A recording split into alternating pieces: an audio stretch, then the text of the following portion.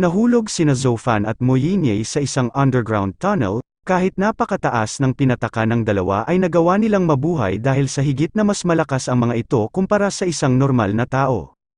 Sinuot ni Zofan ang kanyang night vision goggles upang makakita siya ng maayos sa madilim na underground tunnel. Habang tinitingnan ang nakaharang na bato sa kanilang daan ay napapaisip si Zofan kung minalas lang ba raw talaga sila. Napataon pangaraw na biglang gumuho ang lupa kung saan sila nakatayo. Dumating sa likuran niya si Moyinye na kababalik lang din sa pag-oobserba nito sa ibang bahagi ng underground tunnel. Pagkarating ni Moyinye ay nagtanong ito kung tapos na ba raw si Zofan sa pag-iimbestiga. Napatanong din ito kung talaga bang gumuho lang ang lupa doon. Sumagot naman si Zofan nang gumuho nga raw ito batay sa kanyang pag-oobserba.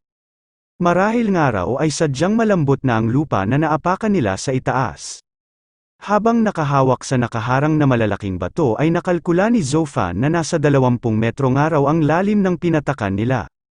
Sinabi niya kay Moyinye na mukhang hindi nga raw sila makakadaan dahil sa dami at laki ng mga nakaharang na bato, kailangan nga raw nilang maghanap ng ibang subway exit upang makaalis sila doon. Napatanong naman si Moyinye kung may alam pa ba raw si Zofan na ibang labasan. Ipinagmalaki ni Zofan na alam niya nga raw kung nasaan ang iba pang subway exit, naghanda nga raw siya ng mabuti bago siya sumama sa misyon. Isa nga rin daw ito sa mga self-training ng mga kagaya niyang scout. Tumuro si Zofan sa isang direksyon at sinabi kay Moyinye na kapag nga raw sinundan nila ang daan na iyon ay mararating na nila ang labasan. Iyon daw ay kung walang ibang nakaharang sa kanilang daraanan. Magkasama na naglakad ang dalawa sa daan na itinuro ni Zofan. Sa paglalakad nila ay sinabi ni Zofan na unti-unti na nga raw lumiliwanag doon, mukhang nasa tama nga raw silang direksyon. Lumingon si Zofan sa kanyang likuran at inobserbahan ang kasama niyang si Moyinye. Ang mga mata nga raw ng mga intermediate rank Starfall warrior ay may kakayahan na makakita sa dilim na hindi naiiba sa nakikita nila sa umaga. Mas malinaw pa nga raw ang paningin nito kaysa sa kanya kahit na gumagamit siya ng night vision goggles. Dumiretso sa paglalakad ang dalawa hanggang sa biglang huminto si Moyinye. Inalis ni Zofan ang kanyang night vision goggles at nagtanong ito kung ano raw ang problema. Hinawakan ni Moyinye ang espada niya bilang paghahanda. Sinabi ni Moyinye kay Zofan na may nararamdaman daw siyang paggalaw. Mga E-rank monster nga raw ito at hindi lang daw ito nag-iisa. Nagtaka naman si Zofan kung bakit wala siyang naririnig na kahit na anong tunog. Sumagot si Moyinye na wag daw itong magtaka kung wala siyang narinig. Parehas lang naman daw sila dahil ang espada niya ang nagsabi sa kanya ng ganoong impormasyon. Habang tinitingnan ni Zofan ang kakaibang liwanag na nasa espada ni Moyinye ay naisip nito na ito na nga raw siguro ang sword sense. Ang mga Starfall warrior na mayroong sword sense ay may kakayahan na mabilis na mamaster ang iba't ibang klase ng sword type weapon at maaari rin ang mga itong umasa sa kanilang sandata upang maramdaman ang presensya ng mga halimaw. Ang abilidad na ito ay kilala din bilang isang high-level ability. Sumigaw si Moyinye na paparating na raw ang mga halimaw na naramdaman ng kanyang espada. Parehas nilang hinawakan ang kanilang mga sandata bilang paghahanda sa kanilang magiging laban. Sa madilim na bahagi ng tunnel ay makikita ang mga namumulang mata ng napakaraming halimaw. Sunod-sunod na nagsisugod ang mga halimaw na fish lizard papunta sa direksyon ni Moyinye at Zofan. Habang papalapit na sa kanila ang mga fish lizard ay naisip ng dalawa na napakaraming araw ng mga halimaw na ito. Inihanda ni Moyinye ang espada nito at sinabihan niya si Zofan na umatras. Mabilis na napatay ni Moyinye ang mga fish lizard na pinakamalapit sa kanya. Sa ganda ng gamit niyang espada ay mabilis niyang nahihiwa ang mga katawan ng mga halimaw. Habang nakikipaglaban si Moyinye ay hinugot na rin ni Zofan ang dala niyang punyal at sinabi nito na maaari raw siyang tumulong. Humiyaw naman si Moyinye na tumigil daw ito. Sinabi niya na sa lakas nga raw ni Zofan ay magiging pabigat lang ito. Nanginig naman si Zofan sa narinig niya mula kay Moyinye, alam niya na nag-aalala lang ito sa kanya pero hindi niya mapigilan na makaramdam ng ganoon. Halos magkakasabay na nagsisugod ang napakaraming fish lizard. Habang papalapit ang mga ito ay nag-activate si Moyinye ng skill na tinatawag na Sword Sense Immersion. Sunod-sunod na namatay ang mga halimaw na nagsilapit matapos ang mga itong tamaan ng espada na ginagamit ni Moynier. Parang papel lang na nagkakapira-piraso ang mga nagtitigasang katawan ng mga fish lizard. Habang pinapanood ang pakikipaglaban ni Moynier ay naisip ni Zhou Fan na ito raw pala ang tunay na lakas nito. Sa normal nga raw na pagkakaalam niya, ang mga E-rank monster ay katumbas ng lakas ng mga intermediate rank Starfall warrior. Ayon sa normal na natutunan ni Zhou Fan, ang F-rank monster ay kasing lakas ng isang novice Starfall warrior, ang E-rank monster ay kasing lakas ng isang intermediate Starfall warrior, ang D-rank monster ay kasing lakas ng advanced Starfall warrior, at ang C-rank monster naman ay kasing lakas ng novice Starfall general. Ganoon nga raw ang paghahambing na alam niya kung pag-uusapan ang one-on-one. Sa nakikita niya nga raw na dami ng mga kinalaban ni Moynier, masasabi niya nga raw na ang taglay na kapangyarihan nito ay maihahalin tulad sa lakas ng isang advanced rank Starfall warrior. Pagkapugot ni Moynier sa ulo ng isang fish lizard ay biglang nag-activate ang huling pag-atake nito na gumagana lang kapag mawawala na ito ng hininga. Papunta ang pag-atake ng halimaw sa pwesto kung saan nakatayo si Zhou Fan. Nakita ni Zhou Fan ang mabilis na paglapit sa kanya ng halimaw, kaya ginawa niyang panangga ang kanyang kaliwang braso sa kagat ng fish lizard. Habang nakakagat ito sa kanya ay agad niya itong sinaksak ng hawak niyang punyal. Ginawa niya ito hanggang sa mamatay ang nakakagat sa kanyang halimaw. Sa sugat na natamo ni Zhou Fan ay naisip nito na ang kagaya niyang araw na isang Starfall warrior reserved ay sobrang mahihirapan sa isang E-rank monster din. Nagulat si Zhou Fan na makarinig ulit ito ng notification na nakapatay raw ulit siya ng isa pang E-rank monster. Madaragdagan nga raw ang adaptation speed ng kanyang system. Nagtataka siya kung bakit narinig na naman daw niya ang tunog na ito. Nung mawala na ang tunog na narinig niya ay hindi niya na muna ito pinansin dahil uunahin niya raw muna kung ano ang nasa harapan niya. Patuloy ang pagtulo ng dugo sa espada na ginamit ni Moynier. Sinabi nito kay Zhou Fan na naubos na nga raw ang mga sumugod sa kanilang halimaw.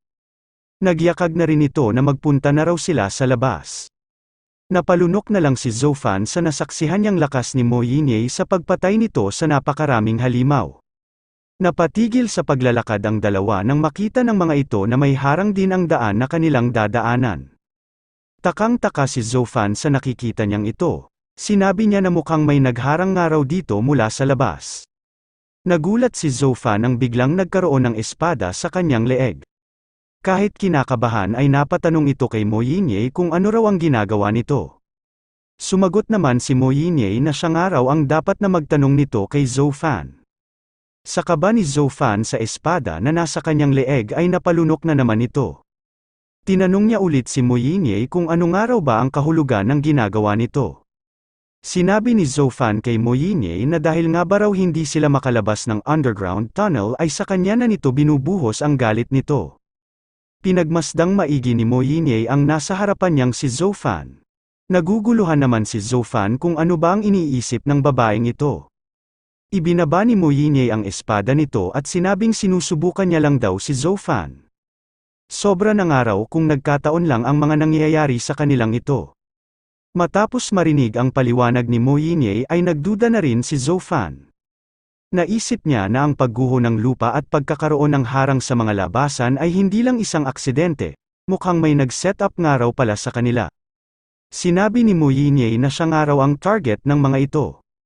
Napahingi siya ng pasensya kay Zhou Fan dahil nadamay lang daw ito sa kanya. Naisip ni Zhou Fan na marahil nga raw ay labanan sa loob ng isang Starfall family ang nangyayaring ito. Simula nang magkaroon ng mga Starfall warriors ang mundo, may mga pamilya na nagbuo ng malaking bilang ng Starfall warriors na kilala ngayon sa tawag na Starfall families. Ang pinakasinusunod na batas ng mga Starfall families ay kagaya ng nangyayari ngayon sa mundo. Ang mga malalakas ang nabubuhay at ang mga mahihina ang siyang namamatay. Kung may miyembro nga raw na gustong umangat sa isang Starfall family, kailangan ng mga ito na makumpleto ang kanilang family's monster den hunting mission, at harapin ang mga kalaban na ang iba ay nanggaling din sa sarili nilang pamilya. Nagtanong si Moynier kay Zhou Fan kung may iba pa ba raw itong alam na labasan. Mas okay nga raw kung hindi masyadong halata ang daan na ibibigay nito. Sumagot si Zofan na mag-iisip nga raw muna siya. Pinikit nito ang kanyang mata at nag-concentrate ng maayos, pinakiramdaman niya at inalala kung saan pa sila pwedeng dumaan na hindi mahahalata ng ibang tao na tumatarget sa kanila. Napamulat ng mata si Zofan nang maisip nito ang daan na maaari nilang labasan. Napahingal ito sa pagtakbo nila papunta sa natandaan niyang daan. Ang daan na naalala ni Zofan ay ang subway entrance na nadaanan ng kanilang party sa pagdating nila doon. Kahit nga raw may harang doon, sa pag-iimbestiga niya raw ay nakita niya na may maliliit na siwang ito, at sa mga butas na iyon ay tanaw niya nga raw ang underground passage. Napangiti si Moynier nang malaman nito na maaari pa silang makalabas doon. Nagpasalamat ito kay Zofan at sinabing maswerte nga raw siya na nakaparty niya ito. Sa narinig niya mula kay Moynier, ay nagkaroon ng lakas ng loob si Zofan na ipaalam dito ang kanina pa niyang gustong sabihin. Kahit may pag-aalinlangan, ay sinabi ni Moynier na sabihin na raw ito ni Zofan. Pagod na sinabi ni Zofan kung maaari ba raw silang tumakbo ng mabagal, hindi na nga raw siya halos makahinga sa pagtakbo nila ng mabilis. Tumigil ang dalawa sa pagtakbo at doon ay umupo muna si Zofan upang makapagpahinga ng maayos. Habang binabawi ang kanyang paghinga ay sinabi ni Zofan na wala raw masyadong hangin sa underground tunnel kaya mabilis ring maubos ang kanyang stamina. Sinabi ni Moynier na naiintindihan niya raw ito. Kahit na nahihiya ay nanatili pa ring nakaupo si Zofan upang mabilis na makapagpahinga. Habang nakatigil sila sa daan ay sinabi ni Moynier na isa nga lang daw reserve si Zofan pero sumali na agad ito sa isang E-rank na misyon. Napatanong din si Moynier kung kailangan ba raw ni Zofan ng pera para sumama ito sa ganoon kapanganib na misyon. Matapos marinig ang pagtatanong ni Moynier ay naisip ni Zofan na kailangan niya nga raw talaga ng pera.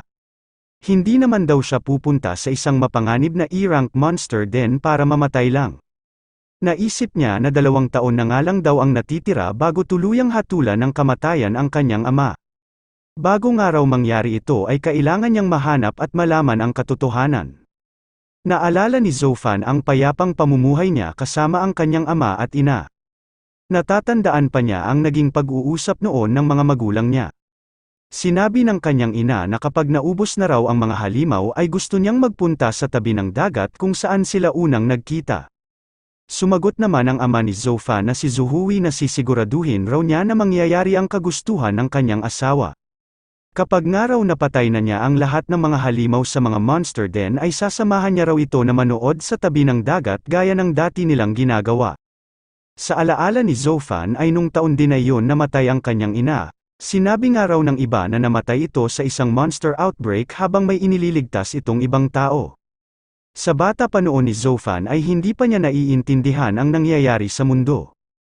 Nakita na niya nga lang daw na nakalagay sa mga namatay ang pangalan ng kanyang ina. Habang hawak ang kanyang kwintas, ay naisip ni Zofan na paano nga raw mangyayari na ang kanyang ama na namatayan ng minamahal ay hindi papansinin ang isang monster outbreak at tatakas lang ng mag-isa. Marahil nga raw ay may natatagong storya sa mga pangyayaring ito. Naghintay si Moynier sa isasagot sa kanya ni Zofan. Pero napansin niya na tumahimik ito at may malalim ito na iniisip. Humingi ng pasensya si Moynier, hindi nga raw siya dapat nagtanong ng ganoon kapersonal na bagay. Tahimik pa rin si Zofan na nakaupo, hanggang sa tumayo na ito at sinabing sa tingin niya raw ay nakapagpahinga na siya ng maayos. Sinabi niya rin na maaari na nga raw silang magpatuloy ni Moynier. May nag-aalis ng mga nakaharang na bato sa abandonadong subway entrance. Hanggang sa natanggal na nila ang mga nakaharang na bato at unti-unti na silang lumabas sa daan na kanilang binuksan. Pagkalabas ng dalawa ay may biglang naramdaman si Moynier. Papunta na sa kinatatayuan nilang pwesto ang napakaraming palaso. Agad na gumalaw si Moynier at itinulak si Zofan upang maiwasan nila ang mga pabagsak sa kanila na mga palaso. Nakaalis ang dalawa sa dati nilang kinatatayuan kaya naiwasan nila ang napakaraming palaso na ginamit na pang-atake sa kanila. Patuloy pa rin ang pagpatak ng mga palaso papunta sa kanilang direksyon. Hanggang sa biglang napailing si Moynier kaya agad na nag-alala si Zofan kung ano ang nangyari dito. Pagbangon ni Zofan ay nakita niya na tinamaan si Moynier ng isang palaso sa likuran nito. Nung pagmasdan niyang maigi ang palaso ay napagtanto niya na may lason nito. Hinawakan ni Zofan ang palaso na tumama sa likod ni Mo Yinye. Kailangan niya nga raw itong alisin upang magamot nila ang natamo nitong lason. Nung maalis na ni Zofan ang palaso ay tinulungan niya si Mo Yinye na makasandal ng maayos sa isang pader. Sinabi ni Zofan na wag raw itong mag-alala dahil may dala-dala daw siyang antidote. Kainin na nga raw agad ito ni Mo Yinye nang mabilis. Pagkalunok ni Mo Yinye sa antidote ay tumingala ito at sinabing hindi niya nga raw akalain na ito pa ang taong magtatraidor sa kanya. Humakbang paharap ang tao na tinutukoy ni Mo Yinye. Ito ay ang uncle niya na si Mo Hanho, kasama rin ito ang mayabang na si Mo Ze at ang iba pa nilang nakasama sa misyon.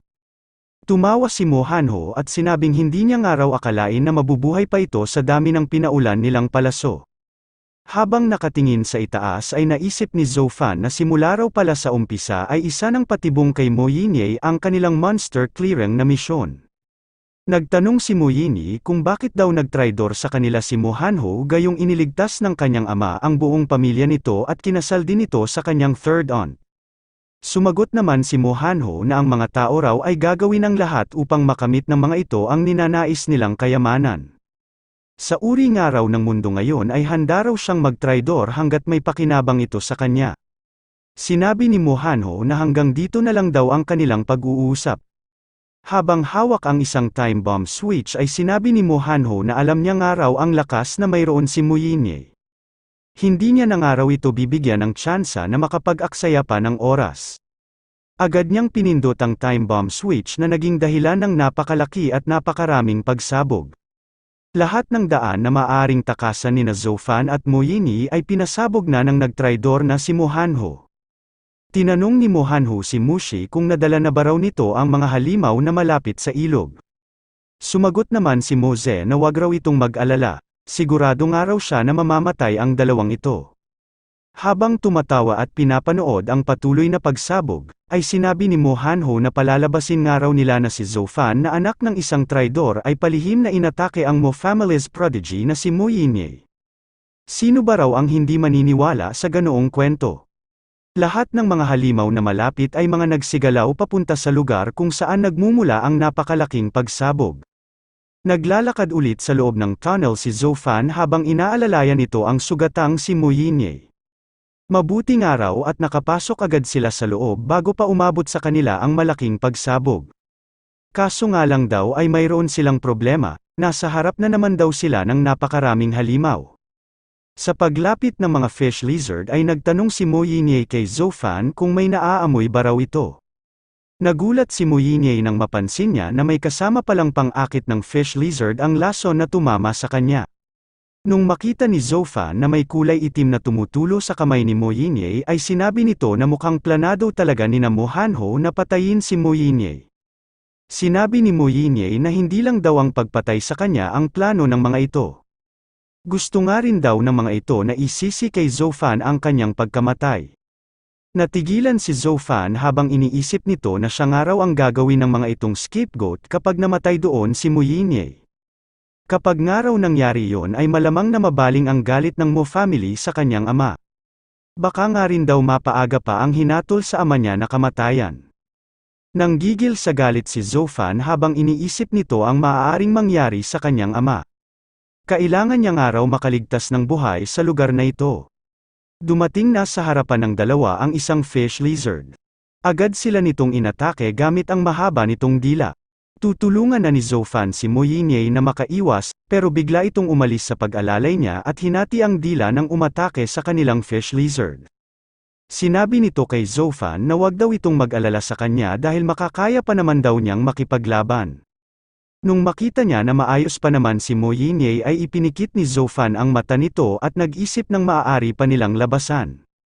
Inisip ni Zofan kung nasa ang lugar sila at inalala niya kung saan pa sila maaaring dumaan.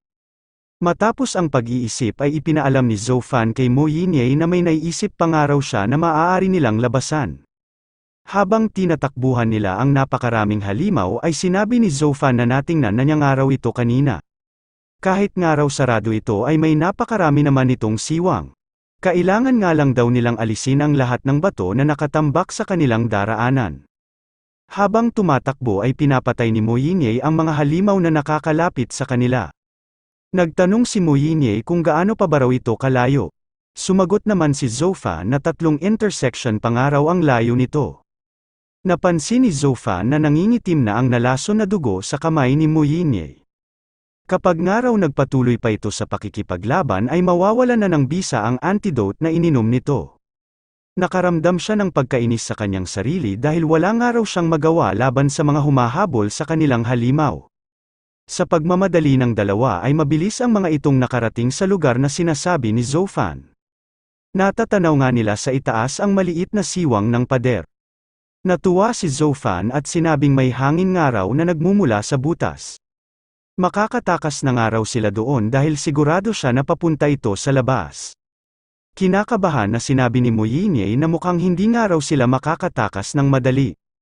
Paglingon ni Zoufan sa lugar na kung saan nakatingin si Moyinye ay bigla rin itong kinabahan at natigilan. Ang lahat ng daan na maaari pa nilang takbuhan ay napapalibutan na ng napakaraming halimaw.